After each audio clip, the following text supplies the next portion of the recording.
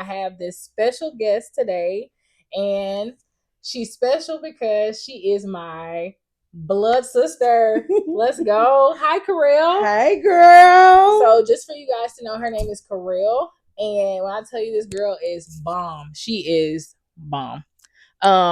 So all of the things that are like Honor Society, you can name, like from the logo, from the hoodies, or whatever kind of merch that we have out there, is Kirell. So she is the hands behind it, and we're so grateful for you. We're so glad that you're here today. Thank you. I'm happy to be here. Yay! So let's talk about your journey. So right now you are in education. I am. And so we're going to talk about that a little bit. Okay. And she's also an amazing entrepreneur. And that's in our bloodline. So Yes. it just happened like that. So we're going to kind of just touch on some of those things and just talk about your journey with Christ. And talk about where you are now. What do you see in the future? What are your hopes for 2025? So we'll just start from there. I'll just let you just flow and we'll go from there. Okay. As she stated, my name is Kirell. I am a 36-year-old full-time student, full-time educator, full-time entrepreneur. I attend the Henderson State University in Arkadelphia, Arkansas, where I classify as a junior. Go Reddies. Let's go. I work in the Pine Bluff School District. And it's kind of like I live a life where passion and my calling correlates. Yeah. With kids. My love for kids has been that way since as early as I can remember. I started working in education in 2006. So that's that. As for my entrepreneurship, this is year 4. That's exciting for me. Yeah. Do t-shirts, anything you can name. I'm up for the challenge, but stickers too. This girl does everything. Okay. Yes. But that's that. Okay. That's amazing. I did not know you've been working in education that long, even though you my sister. 20 fresh out of high school. Wow. Yes. So that's like what? Oh, you gotta tell me those years. I can't do that. I can't do that math real quick. 19. So 19? Yes. 19. Girl, I just been on my job for 10 years. Dang. Well, a little bit over. Yeah. That's cool. Mm-hmm. That's cool. So you basically you started out in education, and I saw how your face lit up when you started talking about how much you love the kids. Yes. Let's talk about that. How did you find your love for kids? How you just flow in it? How it sounds like work is not work. It's more like it's fun. It is. So tell me about your love for kids and how it makes work so fun. Okay, so here's a little joke. My mom has been an educator as far as I can remember, all my life. Yep. She's been in education. Her years in college, I actually started going to class for her. I wasn't ready. Okay. I started going to class for her, doing her homework. But I hope her old professors not watching. If so, we did pass all classes. And it takes a village. It takes everybody. It takes all hands. To see her love for it, her drive, became my motivation. I love it. And when she was in her classroom, she was a pre-K teacher. The bus would take me to her school, and the kids that were left over, I would play with them, clean tables, whatever it was. And I just saw the excitement in her eyes, and it just became natural for me. And even these years, she's still in education. She's my motivation and push most days. I'm also the youth leader for my church. Yeah. And shout out. Yes, St. Mark Missionary Baptist Church in Sherrill, Arkansas. Reverend Omar Davis is my pastor. Yes. But working with those kids, everybody has a need. And my goal is to meet the need. Yeah. If not for every child, at least, whoever God sends me to, then I want to meet that need for them. Yeah. It's a lot of kids who need that extra love and don't know how to, convey that. Yeah. So I'm just trying to meet the need. Yeah. That's all. I love it. And I'm gonna tell you why it's so inspiring for me now. Kids are not my calling. Probably youth and up, but children, even though I worked in children's church, I was a Sunday school teacher and things like that. But what I love seeing in you is, like you said, the passion. Your whole attitude changed when you started talking about children. And but I see how the effect that you have on us, on the kids, because I see how they react to you. Yes. When I tell you they love some Miss Kirell or Miss Hunter, they love you. Yes. And they're the same way with mom. But like just watching you being like a young person who's on fire, not just for the Lord, but on fire just for just education, loving kids, meeting the need, like being right there, loving them when they need to be loved. Yes. And I think that that's what it is. I think your passion is stirred up through love. Yes. Because you don't see children just, okay, I'm just going to work and this is just what I do. It's like each one matters. Yes. Yeah. I love that. Yes. I so love that. So what do you see yourself in the future when it regards to working with children? And it doesn't have to even be in like an education. It could be in ministry. Where do you see yourself in the future? Do you see children in your future? I do. Okay. I do see children in my future. I am kind of on the fence with what I want to do with my degree. Because although I have a love for children, in all honesty, my heart is for special education. I love it. Special education. I love that. Yes. And the reason I'm gonna tell you why I love it, and I know you keep hearing me say love, I love it because I know you, you my girl. But I love it because that it takes a special kind of person. Yes, ma'am. To love even that and then when I say that, I don't want nobody to take it the wrong way. I'm talking about love past yourself, where you have the patience. Yes, ma'am. Because everybody is not as patient.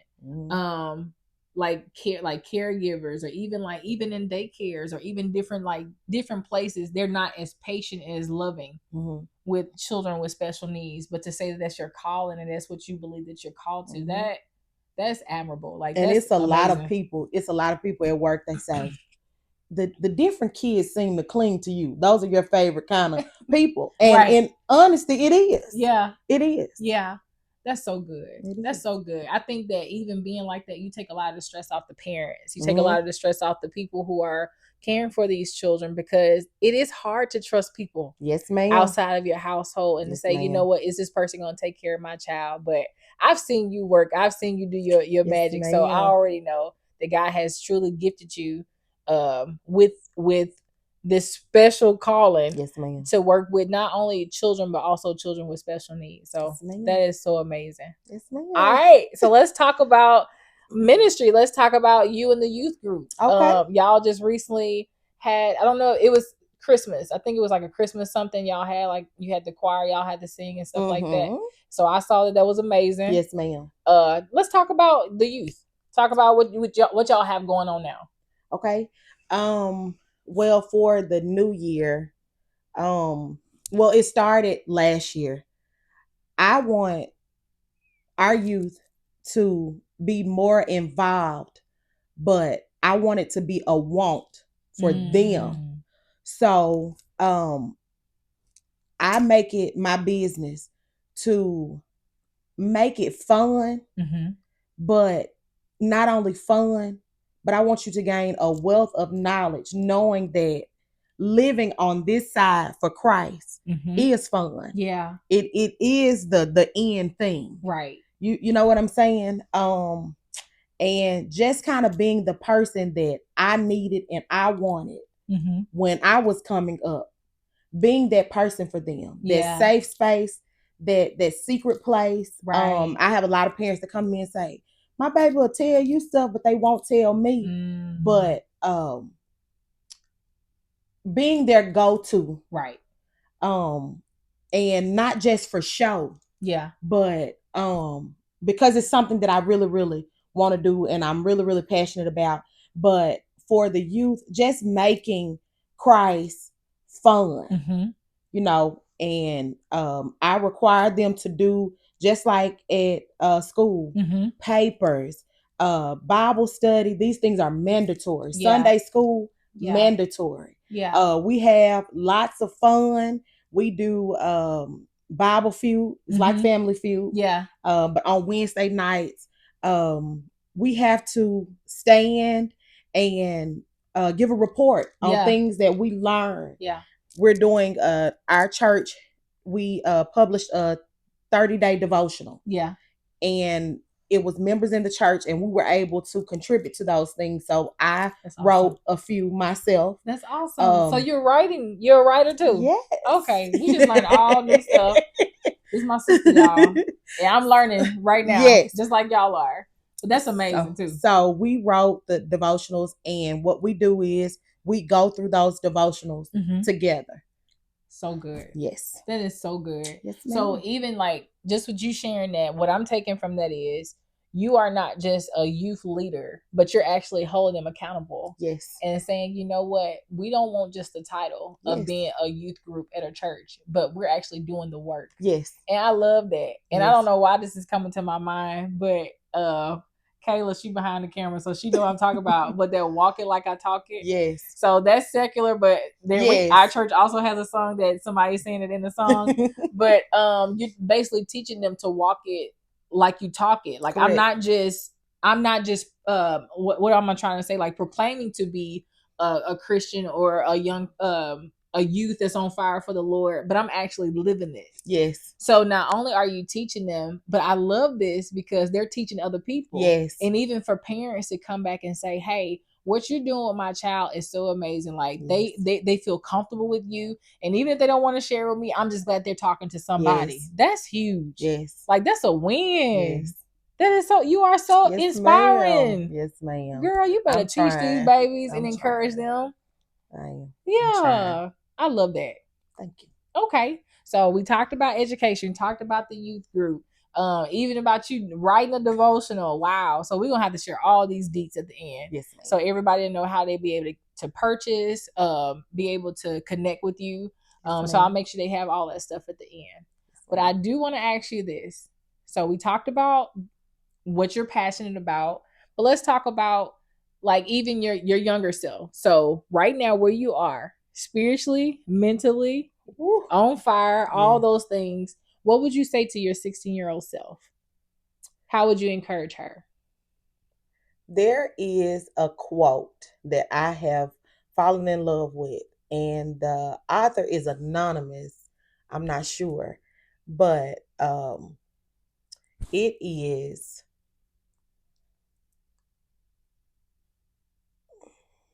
I'm trying to see how I want to put it. Just give it to us. We need it. Your value doesn't decrease based off someone's inability to see your worth. Ooh, that's heavy. That's heavy. So many times we are stuck, and I'm speaking from experience, from the 16-year-old me. We find ourselves trying to fit in with the in crowd. Yeah. And that puts us at a battle in our heart and in our mind with what we were taught. Yeah. Our foundation. We are preachers' kids. All we knew was Sunday school, morning service, afternoon service, quartet program, church. Yes, Bible study. I was an usher, so ushers met on Saturday mornings. So you couldn't go play or do what you want to do on Saturday. No. So all we knew was church. Yeah. But then I had friends who didn't see that light that I had. I got you. They didn't see that. So me not knowing my worth then, it caused a lot of depression and lonely days. But then you have to think of something else. You have to be the bully. You have to be the you know, the Yeah. it girl. Yeah. You find yourself trying to be number one. Yeah. But you the ways that you do that, you go about doing that, Yeah. you know, it ends negatively. It does. But it does. Knowing your value and your worth, Mm-hmm. just knowing that it doesn't decrease. No. You don't see my worth, you don't see my value, but it doesn't change. That's right. Who I am. Come on. So you would tell her to know your worth. Yes. I love it. Oh, that is so good. Yes. That is so good. And you kind of touched on, and I know we kind of talked before we recorded this episode, but you really touched on something that I believe that youth, especially young ladies that are 16 years old, that they deal with. It's like, I'm in a place where I have to make a decision. Yes. Is this the group of people that I want to hang out with? Is these the people, you know, either good or bad? It doesn't matter. But it's like, where do I see myself? Who am I? And how would I represent myself to the world? Because by the time you get to that age, you've already made up your mind who you want to be. Right. You know, right. But knowing your worth is such a big I get shift of things, because it's just like, no, I know who I am. So you can't try to impress me, or what do they say? Or encourage me to do something wrong, or be in this crowd, the in crowd, or the crowd that's like not in. To know your worth. But if we can be honest, not just our 16-year-old self, 21, 25, Preach. It took so long for me to find out who I was, my worth, who God intended for me to be. So I'm learning daily, weekly, monthly, these things. But that is priority for me. Knowing my worth, not settling. These are things that I'm learning. Daily. I love it. I really want you to elaborate, and I'm gonna tell you why. Because you made it a point to say not your 16, but your 20-year-old self, your 25-year-old self, your 30-year-old self. Like we evolve. We evolve, we change, we're either upgrading ourselves, we're glowing up, whatever you want to call it. We're constantly changing. But if you're changing and you have the type of mindset, I'm not going to just be perfect. I'm not just because I realize this in a season, there's still things that have to be changed. And I still have to make a conscious decision every single day to, you know what, I'm going to read my word. I'm going to pray. I want to be my best self. I'm going to take care of myself better. You know what? I was in a slump last season, but you know what? This season, I know who I am. So yeah, that does matter. Yes, ma'am. So what do you do? And I'm not telling you like to give us all the deets. I don't want all your secrets. But what would you encourage somebody who's listening? How would you encourage them? Like if they say, okay, well, I want to change. I want to level up. I want to know how to have a daily routine, or I want to have the kind of focus that Kirell has. How would you encourage them? Just in a few words. It doesn't have to be anything long, but just how would you encourage them if they're looking for a way to have more peace, more joy, more of Christ in their life? Surround yourself with like-minded people. A lot of my friends say, you don't allow me to be a friend, because when you're going through, you don't tell me when you're going through. It's two people that I call. It's my mama and my sister. And it's because I know that they're going to pray for me versus praying on me. Ooh. If that makes sense. That's good. That's so good. I'm 36 now. And within the last year or so, I know who's for me. Yeah. I know who's for me. So I have gone through some of the toughest times. With learning who's for me. With knowing what to do next when I'm faced with certain situations. I'm sorry. No, you're good. I'm sorry. No, you're good. But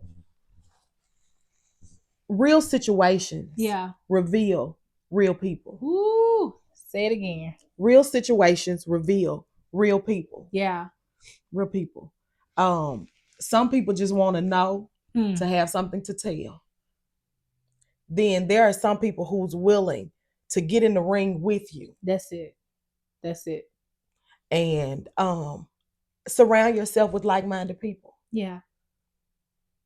That's it. I love it. Yes, ma'am. I love it. Yes, And ma'am. I want to encourage you. And I'm doing this because I feel led to do this to you, or take you in this way. God has so many great things in store for you.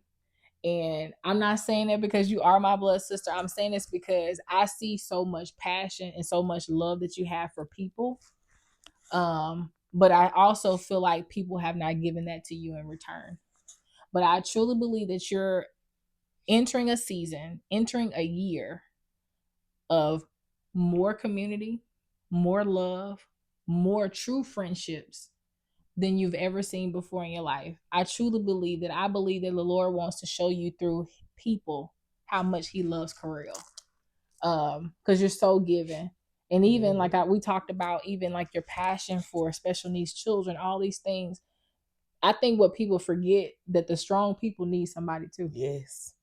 You know what I mean? Yes. You can only be so strong for so long. Mm-hmm.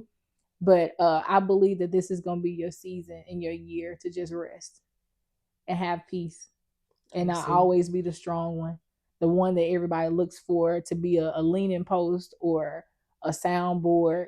But I believe that God is lining up the people to be there for you. Yeah. I receive. Yeah, you are so loved.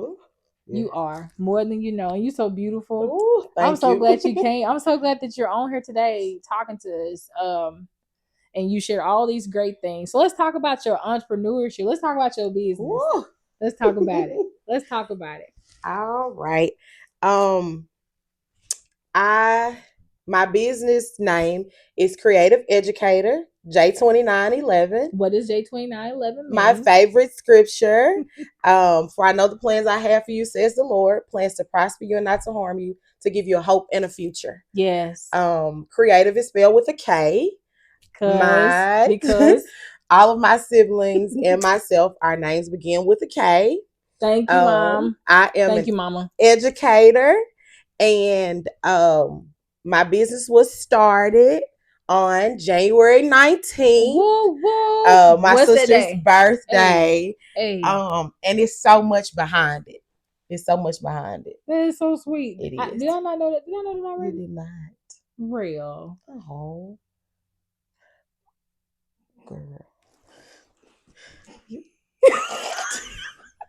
Girl. Girl. Right. Yes, ma'am. Girl. No, for real. I did get a little emotional just a bit. Yeah, I did. Yes. I am right now, but I'm good. So you just mentioned about your business. Mm-hmm. So what all do you do? Do you just do t-shirts? Hood? What do you make? I do all of the things. If I don't know how to do it, I'm willing to learn. Give me a second, and I eventually will. It. But shirts, sweatshirts. I've done jerseys, dance team uniforms, chairs, cups, teacher gifts, whatever. You name it. You name it. You name it. Okay. I love it. I love it. Yes, so again, how could they follow you? How could they find you? On Facebook, my name is Kirell Hunter, Kirell, last name Hunter, Hunter. I am on Instagram, not really active. I don't even know my name. What is my name? It's beautiful 62, I think. Beautiful. Beautiful. _ K62, I think. I think that's it. I think so. The reason why I think I know it because I'm always tagging you in all those funny videos. You are. Yeah, I think I am. The funniest stuff, man. I'm like, only real would laugh. Would appreciate it. She would love this. This is gold. Yes. Okay, so they know how to find you. So I'm telling you, you will not be disappointed. I thought I had a model. Do we have a model? Can you hand me the sweatshirt so we can show the people her amazing work? What she has made, what they're getting ready to give me. My team in the back. what they're getting ready to hand me, you can contact you can contact Kirell, and when I tell y'all, she made these. So this was for me. So we may have some of these online. I think we're planning on doing sweatshirts. Right now we Yes, have ma'am. hoodies, but this is the one she created for me, and then it has our Instagram on the back. QR code. The QR code. So Yes, yeah. ma'am. Thank you. So she told you how you can find her. We'll make sure that we have all that stuff listed below so you all can go follow Kirell. But oh my gosh, this is so rich. This is so Yes. good. I'm so glad that you came. You were so gracious to grace the couch with Yes, Kiera. ma'am. I'm so happy to be here. So happy that you are here. So what would you like to leave with the people?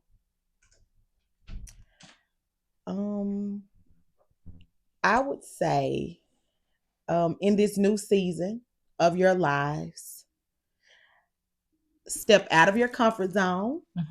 On New Year's Eve, I listened to a sermon, and Pastor Courtney said, in 2025, don't be more committed to your comfort than you are to your calling. Yeah. And I would say, step out of your comfort zones, live, surround yourself with positive, like-minded people. Yes.